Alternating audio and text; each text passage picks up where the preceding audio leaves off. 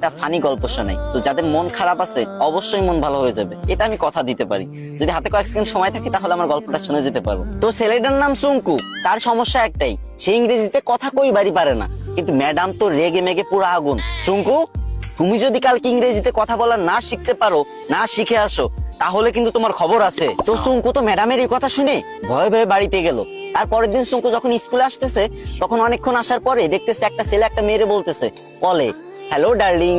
তখন চুঙ্কু বলল, এই তো পাইছি রে, এটাই তো ইংরেজি। হ্যাঁ রে আল্লাহ, এত সহজ কথা আর আমি শিখতে পারি না। যাক, এটা আমি মুখস্থ করে নি। তো চুঙ্কু মুখস্থ করে নিল, হ্যালো ডার্লিং।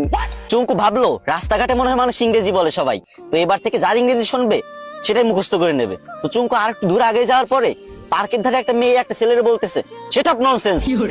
তো চুঙ্কু বলবো, এই তো আর একটা ইংরেজি পাইছি, সেটা ননসেন্স। এটা শিখে নিল। চুঙ্কু তো মহা খুশি।